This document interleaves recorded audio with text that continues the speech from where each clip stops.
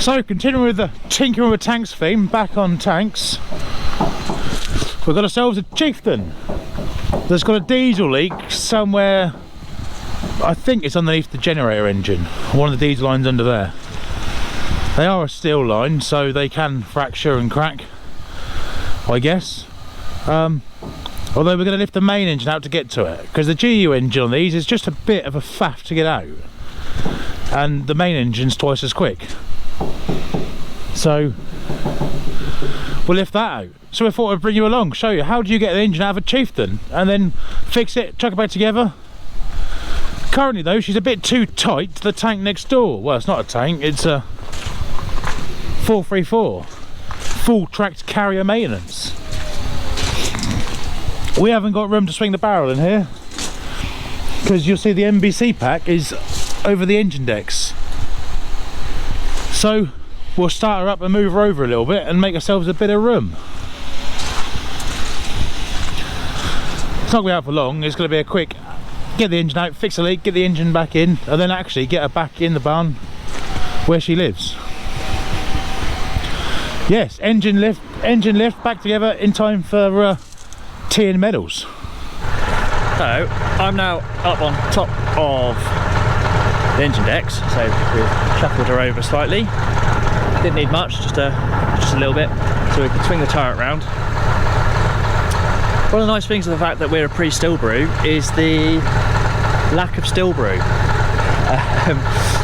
So it makes it a lot easier to actually get to the engine and get the decks open and T-piece off. Because we can lift between the gap here, between smoke discharger and then this bin.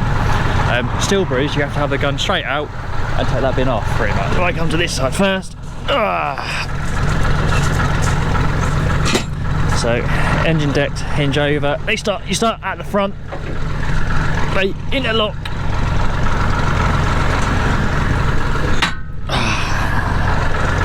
And that reveals one of our radiators. And this one is missing a handle, so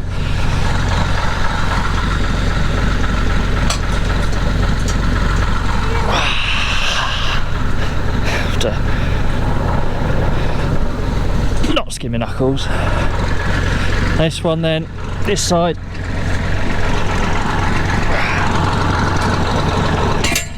touch the same, and I can smell the diesel.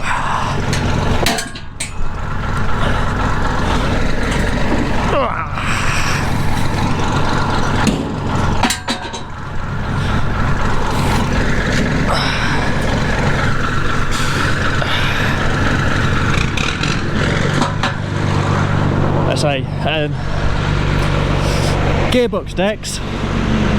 So those two hinge. Off goes the train.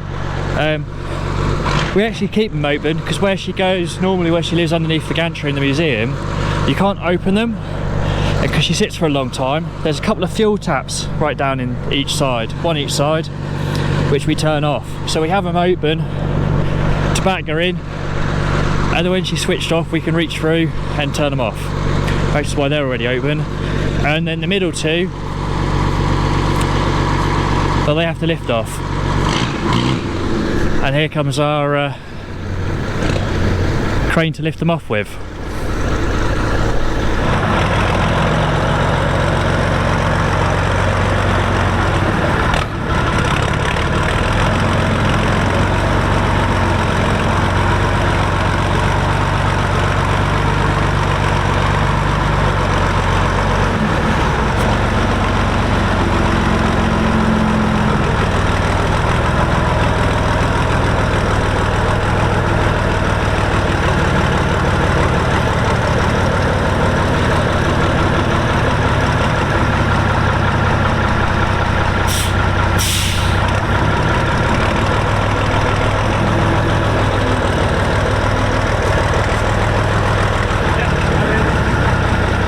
So that is Millie in place. Aaron's just dropped the legs down because this is a bit of a heavy weight to have off the side. No, we don't. No.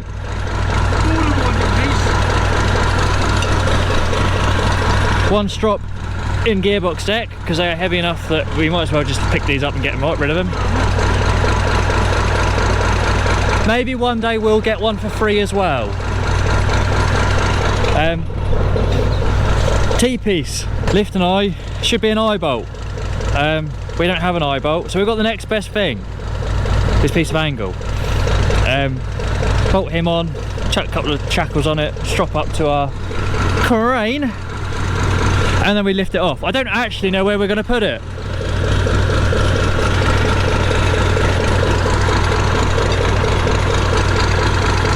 We might have to make it forklift portable, because we can't really put it down here because this is the drive.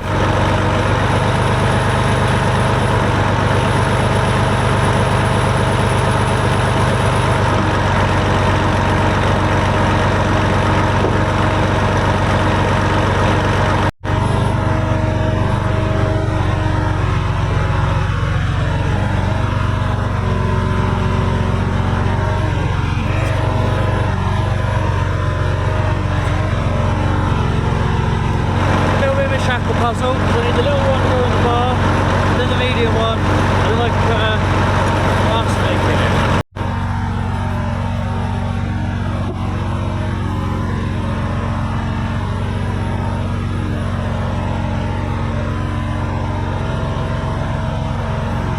That is the T-piece lifted off, and we can get a first glance at the engine.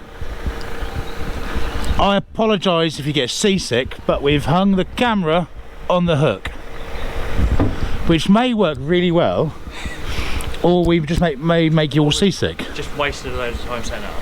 Yeah. It's not obviously swaying, it is slightly breezy though. Yeah, we'll see how that turns out. First impressions is, yes, we definitely do have a diesel leak. We are rather oily, or diesely. It stinks. Yeah, it does stink. So let's have a look.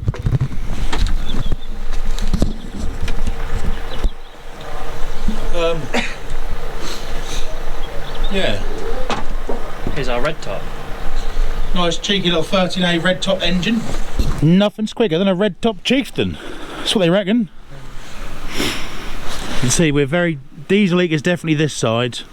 That side's dusty. Again, you can really see that we're straight through, apart from the box, which has been cut about and straight through inside as well.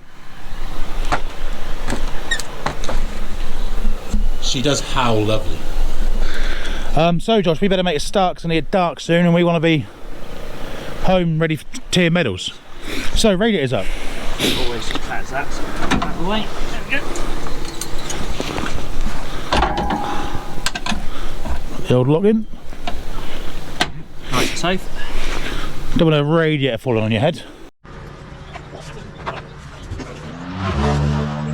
So the radiator's up. We have what is colloquially known as Josh side, because there's a generator engine in the way of everything, and Aaron side, because we lift the airbox out, so he fits in the hole. You may notice though, the airbox is still in, so currently we've got Josh side and Josh side. So my first job is to get that out.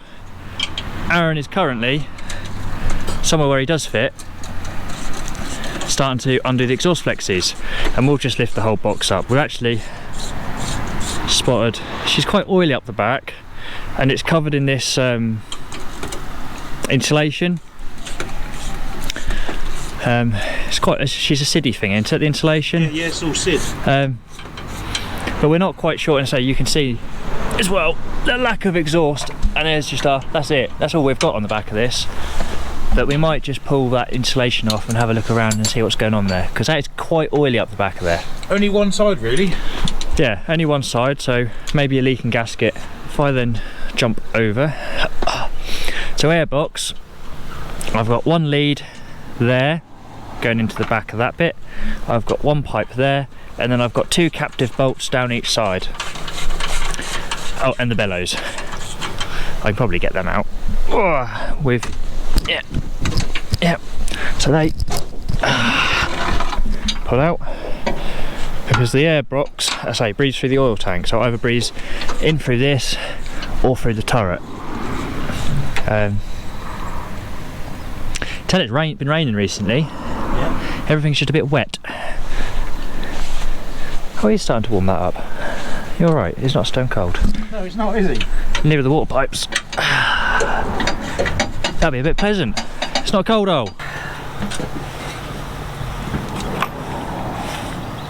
I need 9/16 and 3/4.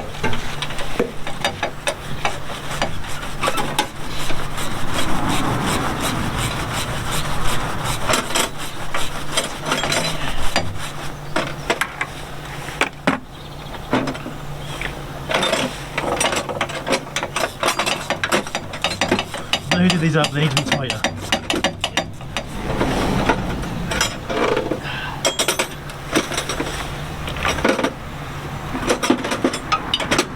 I don't know who lock wired these fan pulleys, but I hate them.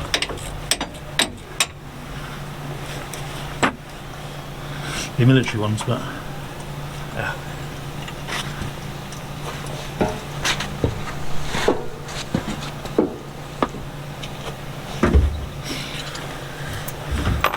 Right, that's this side done.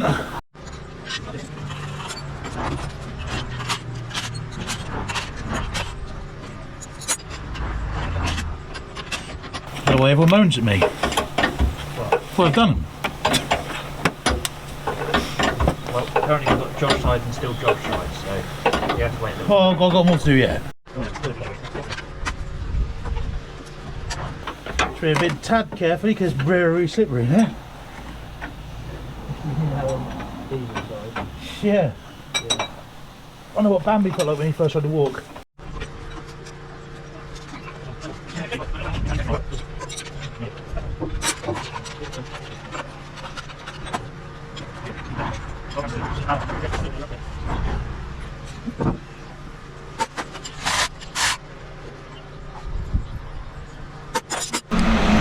I've now got the exhaust box unbolted, but because we've got you on the crane up there, we're going to have to manhandle the exhaust box off, which is doable. We used to do it that way. So, and airbox, we'll have to lift the airbox out. So we'll have to do it the proper way. Not going to throw my belt through it and lift it up. We've got a strop. I know plenty of you guys did this for real though. I just felt some rain.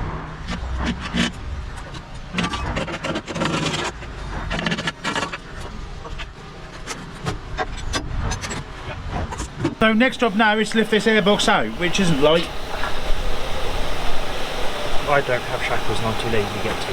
Right.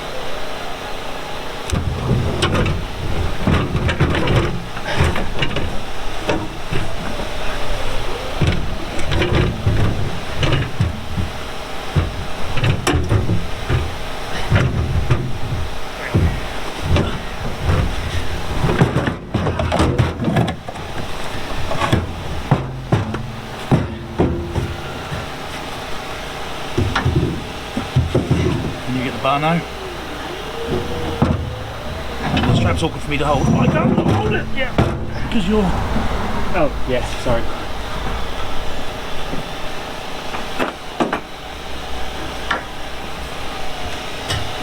I'm a little in the way of the here, but.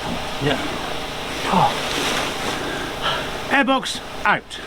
Okay, now have access to Aaron's side. So now we have Aaron's side. Right, so on Aaron's side, I've got one breather pipe, which is located here. All the engine electricals are down here, the marriage panel's down here. Too bad to get to, if I can get this bolt out of my pocket. Back here we've got the 3 diesel lines. I've got 2 engine mounting bolts, which are really tight. And the 2 oil pipes. Yeah, I have changed them to Or hex head. Yeah. Yeah, that'll do. Just mean they're probably a spanner job, which means that that's now suddenly Josh's side again. Probably. Right, Josh, show you what he's up to his side, then we'll get you put that camera somewhere so you can see us. Ducting pipe for the coolant air for the generator. He needs to come off. Then I've got 1, 2 quick release coolant lines for the generator engine because they share coolant. 2 engine bolts at the bottom, throttle cable, 2 engine bolts at the front. Correct me if I'm missing anything. No, I believe you got it all. Yeah. See, not so much going on my side, it's just really awkward to get to as I hold the camera sideways. So, I'll show you then. Ooh. Bring you along. Was that your knuckles? That was my knuckles. Oh. Ow. Oh, I just found the braiding. That's probably the worst bit about my side. So, collar, turn, unlock.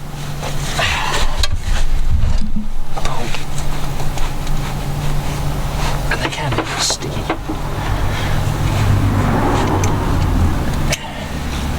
I can see the frayed cabling, frayed behind it. Yeah. Which I'm scared of. Because it's the one that comes up here. Yeah. So if it suddenly goes donk, that is my knuckles.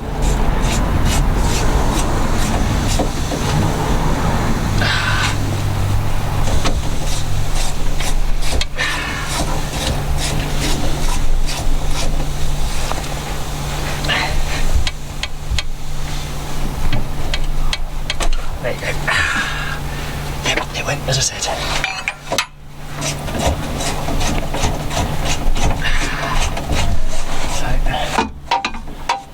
Them. So the awkward thing about my side is I've got to work around the generator engine. Everything is in this very narrow gap.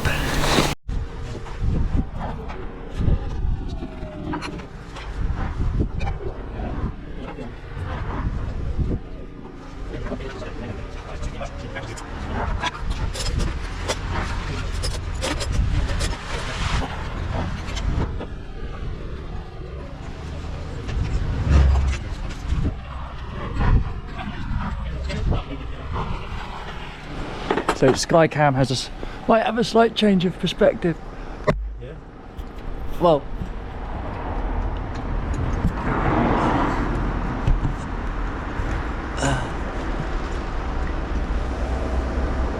roughly there.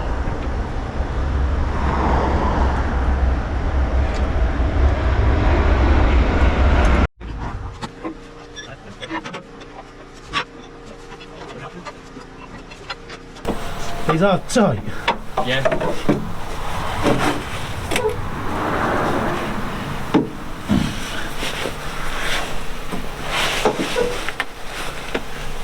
Not too tight though, it might yarrow. It's touch and go. They're just in an awful place. They are. Some of the bolts they've put in this tank in place, and you think, why? Why is it bolted in there?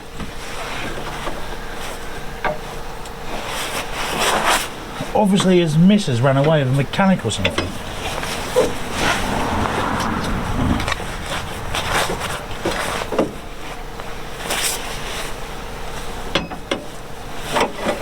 Next one.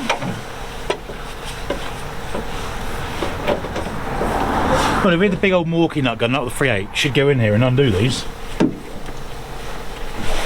However, We don't have one of them. no.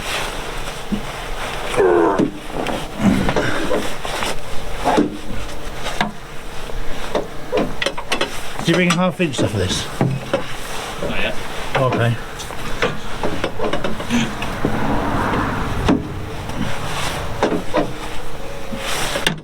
You're saying you don't want to undo it all the way? Unless you go for breaker bar? No. No. No, I don't. This is going swimmingly well.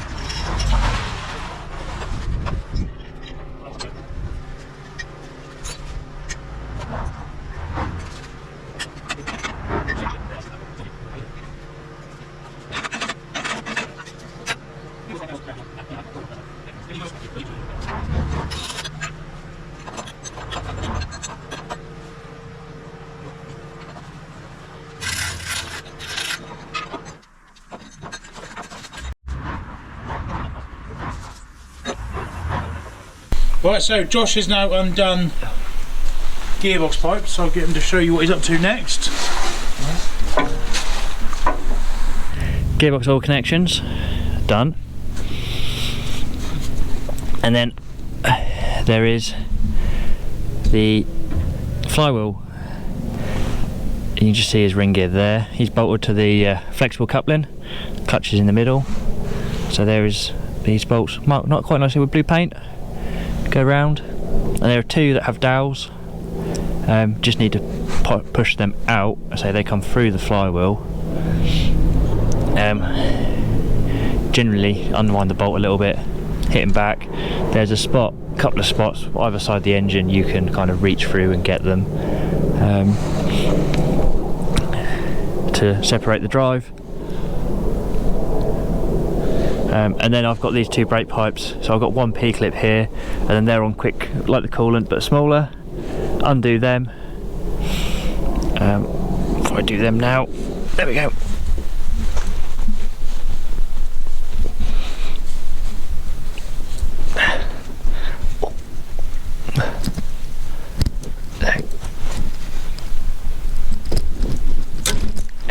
There you go, that one, and then there's another one there, and these are the brake lines. Say again?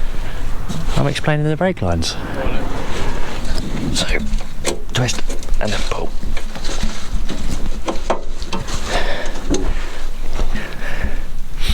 So,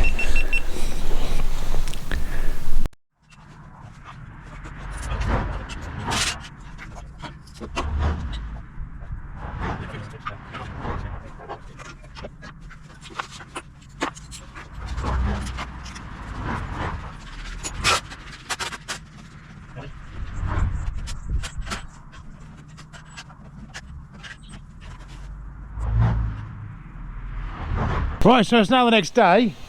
As you saw from the footage from up some sky cam on the hook, it was getting dark, and GoPros don't do very well in the dark. That's admittedly a bit our fault. We didn't start this till about 4:15, and it goes dark at 4:30, 4:45ish. But it is, we did get it all disconnected, as you saw in the video. It's literally now lifted out, so we'll lift it out and see if we can find this leak and just have a look over the engine. Really, there's a couple of bits we want to check in the engine bay that could potentially be missing on the Chavry project. Some pipe work and stuff that runs around. So we'll jump up. Josh will give you a quick run through everything that's been disconnected. I'll fire up Millie and let's get it out. as you saw, yesterday evening, I was taking the flywheel bolts out. They are all out. I've tucked them just under here. As I say, you've got then the two with these dowels that you push out.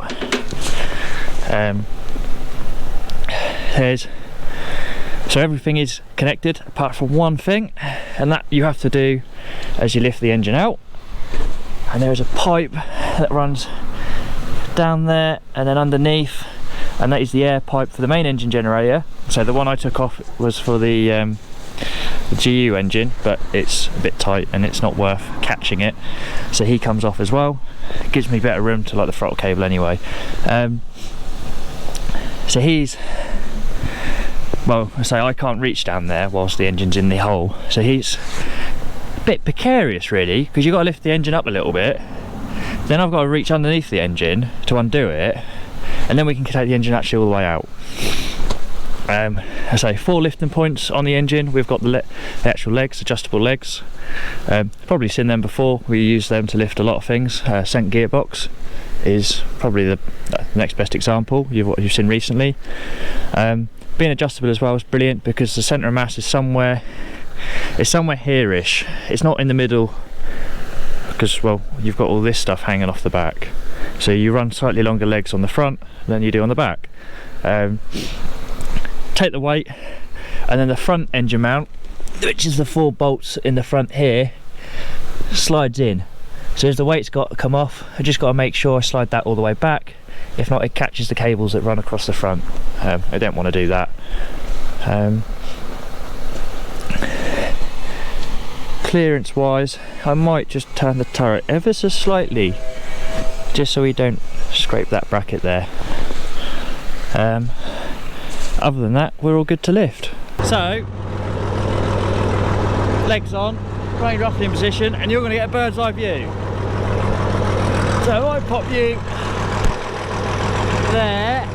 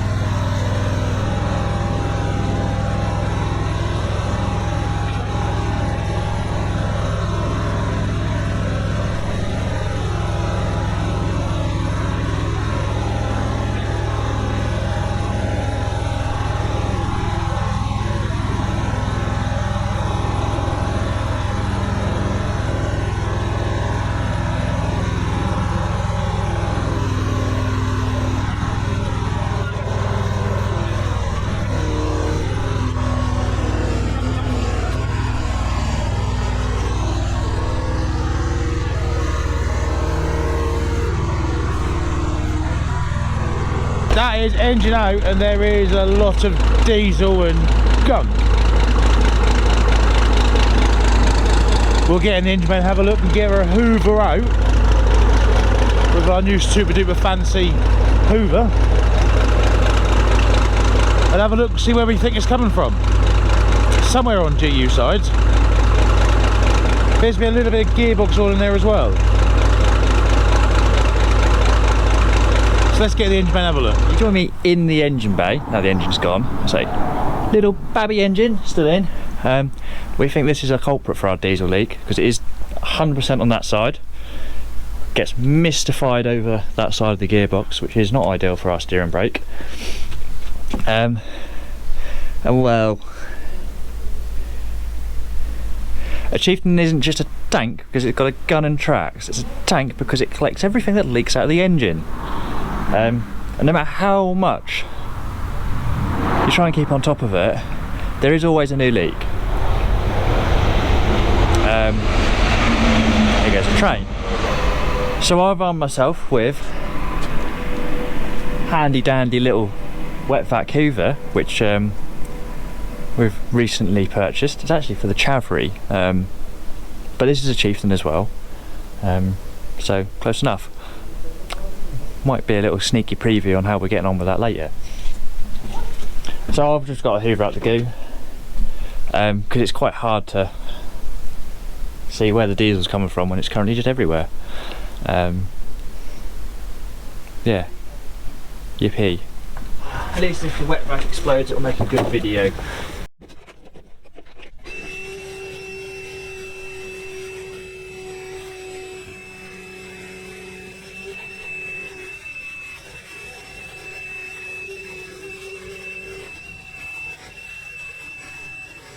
Josh is now going to climb inside I'm in the goo bay.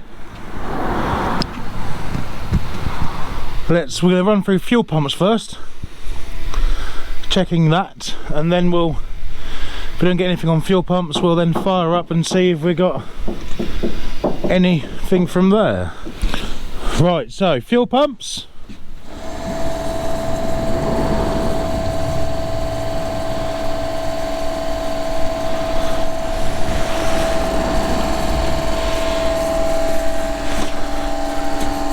So our GU fuel pump is down here, and he then feeds up to here, up to this pipe.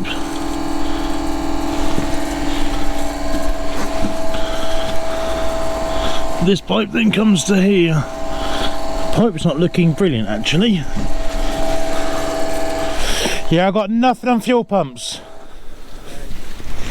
Right, so I think we're going to have to start her up.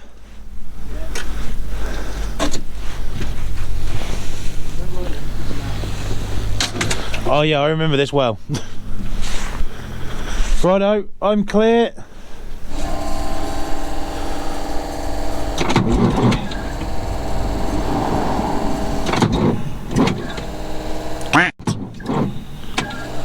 Yep, clear.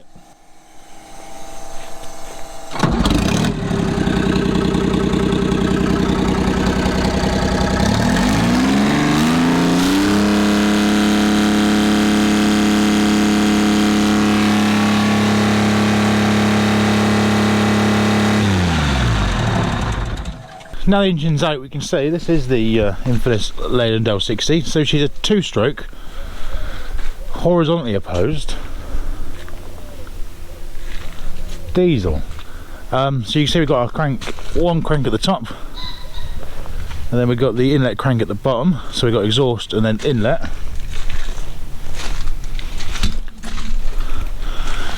It's a pretty big supercharger in my book. I mean, when you could get probably 4 fists in each side of the intake, it's fairly sizable. So it's not technically a supercharger, it's a scavenge blower. And the reason we call it a scavenge blower is because, unlike a conventional engine where you've got crank at the bottom, piston comes up, a valve opens, and the piston then forces all of the gases out. That doesn't happen. So here we've got a liner, so we've got inlets down the bottom and exhaust ports at the top. And we actually get a piston, obviously one crank up here, one crank up here, and then one crank down here. So the top piston then comes down, meets in the middle, and then bottom piston comes up, meets in the middle. We've got 2 injectors here, so we're twin injectors. But when the engine, obviously pistons then come meet in the middle, goes bang bang, pistons come back out again, there's nothing to draw the gases out of the ports. So inlet then blows through supercharger port, up through and out of the exhaust port. So some quick knowledge about the L60 is one of its main issues is actually the liner, for a number of reasons, mainly the seals. So they melt the seals out. So this being a proper red top engine means she's a 13A, and we have a different block, and it actually has tolerance fit liners rather than O-rings. The best L60 there is. They then went on to do the 13A2, which then we went, oh, we can't afford all these new blocks. What can you do? So then they remodified it again, and then you get O-rings. This line is out of a 13A2, so she's O-rings. Got O-ring here, here, here, and here. Now one of the worst things that can happen to an L60 is it gets hot. So when they machine the liner, the exhaust ports are actually cooled with water. So you can see a drill bit comes down here and then drills through that hole there and down, and this is coolant jacket. This is coolant jacket, and then yeah, no coolant jacket. To drill these holes that go through the exhaust ports, you have to come through here, and in here then they backfill full of lead. You can see there's a chunk of lead They're there, there. So they melt out, and once they melt out, well, now you're filling your engine up with coolant, which is less than ideal. Now an L60, they are technically a multi-fuel engine. It'll run on anything, including the alcohol as antifreeze. So when you start getting hot and liner seals going, or them lead plugs melt on, and you start getting coolant into your inlet, it will displace the water, run on the alcohol and the antifreeze, and run away. They don't need any encouragement to run away. They just start up one day and go, you know what, I reckon I can do 9,000 RPM. Comrade say, no you can't, have this, as one comes up the side. This engine, it's done 4 hours since it last come out. And it's only out now because we're fussy, really. I'm too fussy. But we don't have massive budgets to throw oil in things. So it's cheaper for us to pull the engine out and fix the leak than it is leak a little bit. So we spent a long time chasing a leak-free L60. Yeah, that is mythical. And this time she managed 4 hours. I mean, this time, it's nothing serious, is it? It's with a cracked pipe, that's just fatigue of age. This engine was built in the 80s. It's just one of them things, really. But she's a good runner. Plenty of power. So, with the sun starting to set, so you see, we didn't find an obvious leak in the engine bay with the GU engine. So we're inspecting the main engine again. We think there might be something here. So this is the leak off rail for the main engine. So number 12 actually connects into here, into the bottom. The rest all connect into this rail that comes down. If I put the camera in there, you can see them running along there. All the leak offs, so they join together as pairs, and apart from 11 and 12, they just want to be awkward. But maybe that.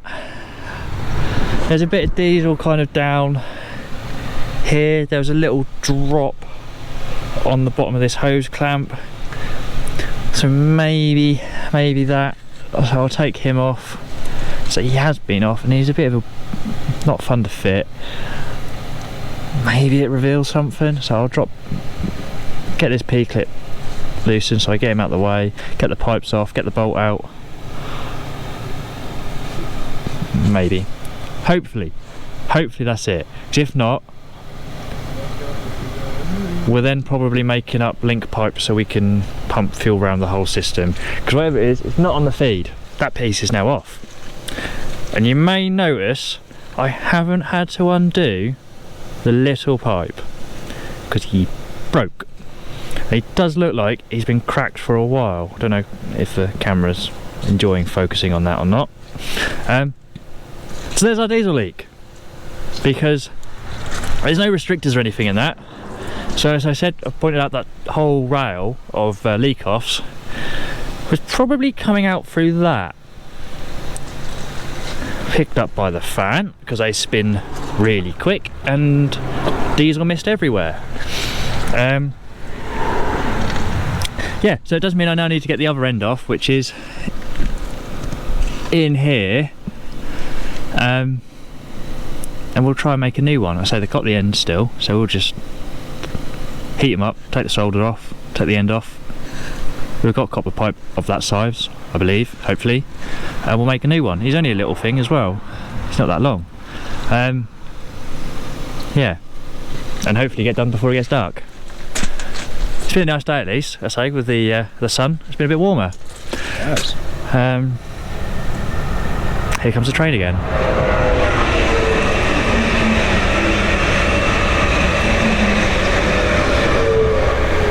And we've had an injury today as well. Bring back steam. Bring back steam? Yeah. Yeah. Way nicer than other things. Yeah, I did. We had the finger open on that Jubilee clip. What a heathen left that long, Lewis.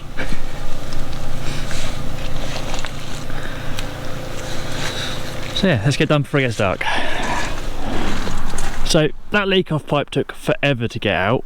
I wouldn't recommend it. Yeah, no, you don't want to take off number 12 leak off if for fun or games or anything. What didn't help is I dropped the spanner behind the water pump. It's even gotten dark. Yeah, so it's gone dark, so I've had to go by torchlight to do this bit. So I did also as well promise a sneaky peek at the Chavry progress, so if I wander over, I've got the pipe in the workshop already. Ignore the gate. So this side's looking a little bare, so all the bins and track guards are off. They're being straightened. They're a bit worse than we first thought. So obviously had the track on this side come up and meet them. Excuse the fan. We've been busy with the old wire brushes in here. It's getting there. So soon, we're hoping, we'll have some paint in here, and then we'll start putting things back in. Anyway, let's get over to the workbench. So we've got our broken pipe. And we've got a new bit. Luckily, they are soldered on ends. So we can undersolder them and then resolder them to the new pipe and then bend him to shape. So my plan is, we're going to heat this up, melt the solder, pull the old end out.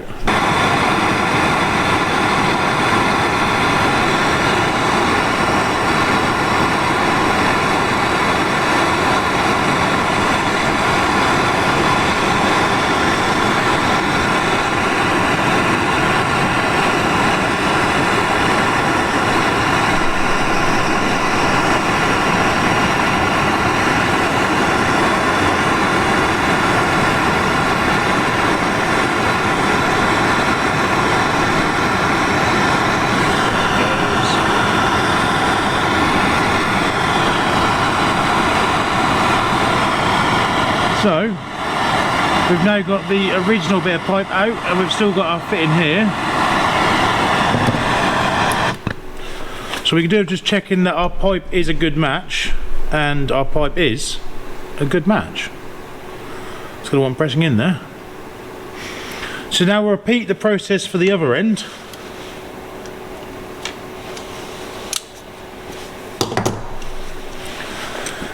This end rang off when we were undoing it, so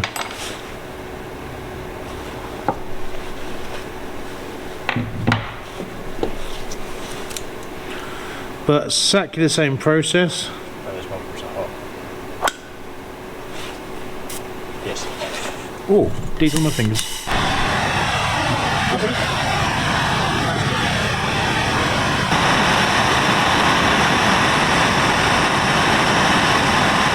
Here she comes. There we go. Now that the old pipe and the fittings have been divorced, let's start measuring up the new pipe and putting some bends in him. So, I have a tool for most things, apart from stupid. I can't fix that.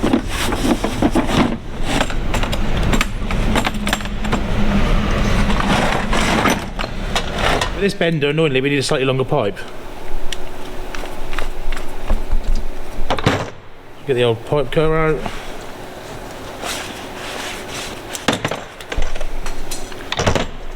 And immediately throw him on the floor. Didn't want that bit. I didn't want that. I do want that bit. Now we've got ourselves this bit, Josh.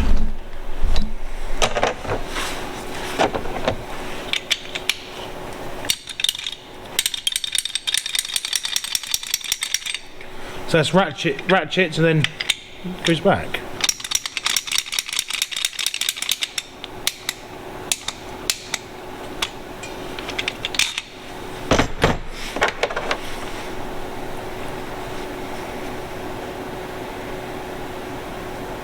Yeah, pretty bang on there.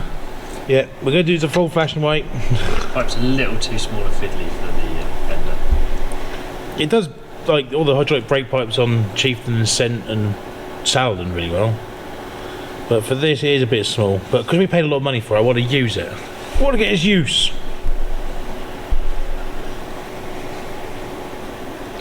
That ain't far out there, Josh. Yeah.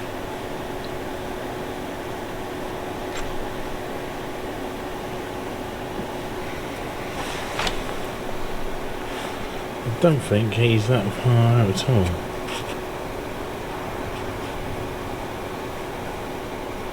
It's like, Trying to copy a mullered one. yeah. If you don't think that kink in the middle should be there, No, I don't think he should be. in which case I think that is pretty. Want a slight tweak in that direction.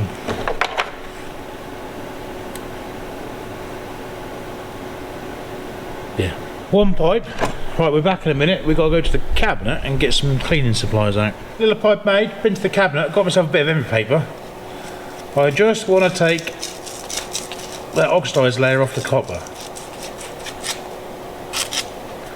Camera picks that up now, but you should hopefully be able to see not shiny.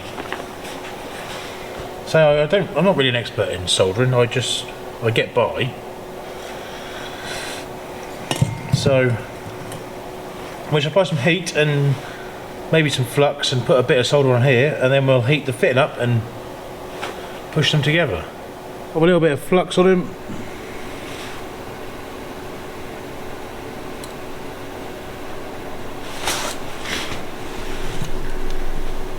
Just remove the solder from my torch button.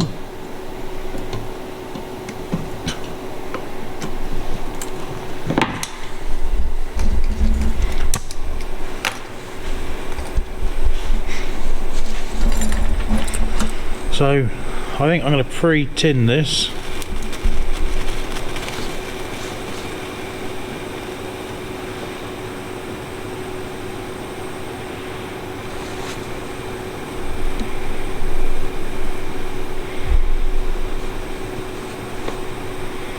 There's probably someone in the comment section right now that knows way more than this than I do. And please give us some tips.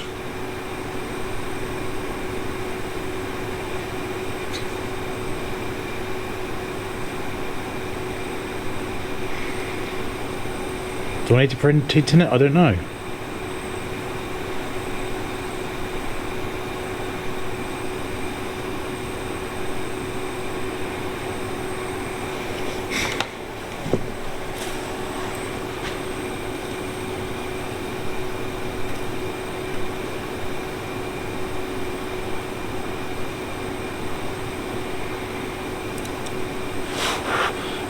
Let's get on with it.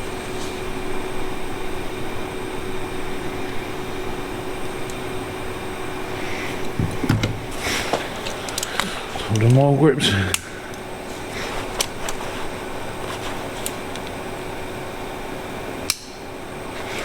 So we are a little bit where I'm probably doing this wrong. This is not my... I'm a welder.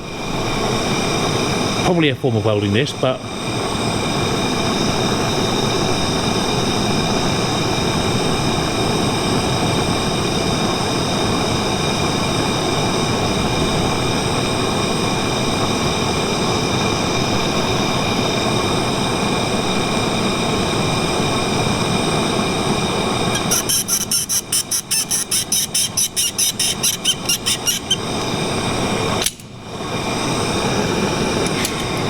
all the way up. Maybe a little bit more flux.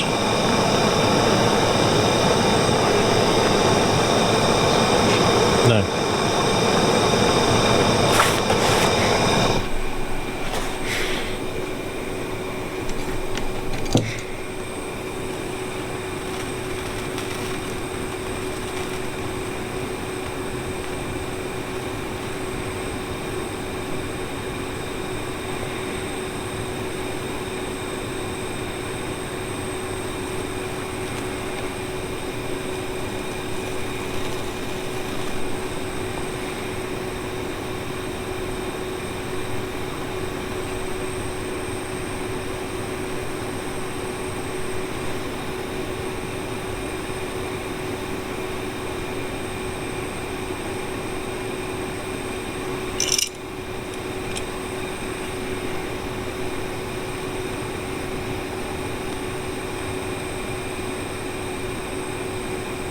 Well, I'll give it a clean up and have a look. It's cleaned up alright, to be fair.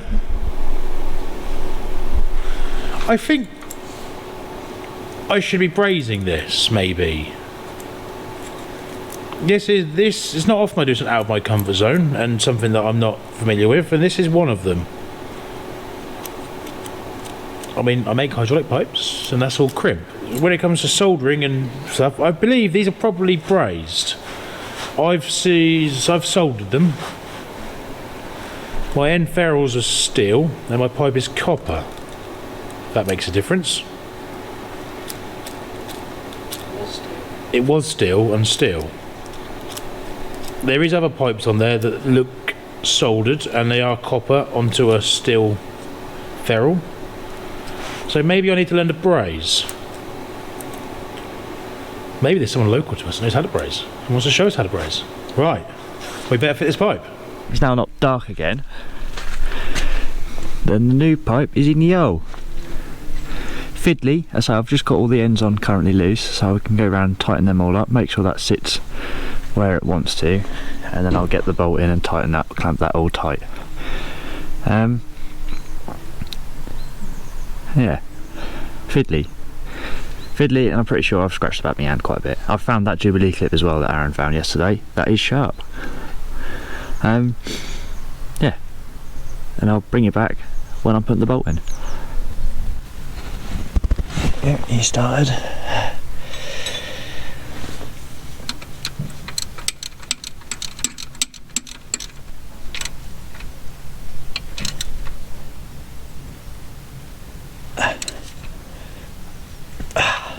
Oh. Let's smack the camera. So I should now be able to just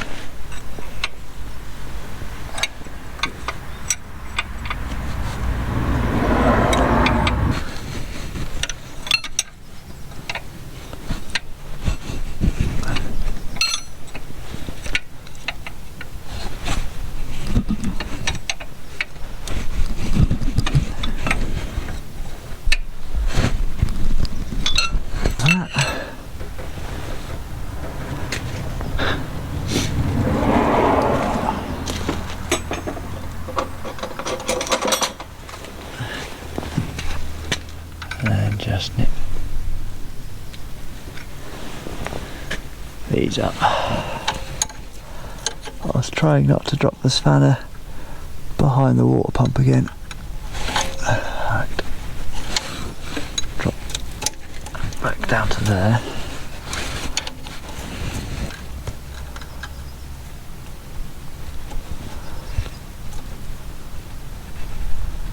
Yeah, happy with that. I've just got up here just to put the back cable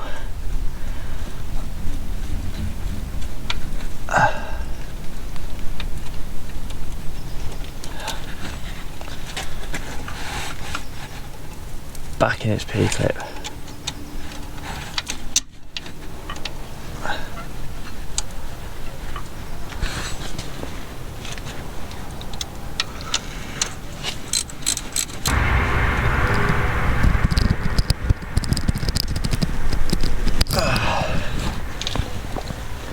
Like so. That is that diesel leak hopefully fixed.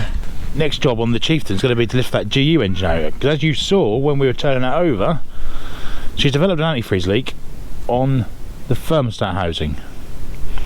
We've got a slight oil leak from the banjo bolt on the generator main oil feed, which is a bit of a faff to get to in situ, and so is that thermostat housing.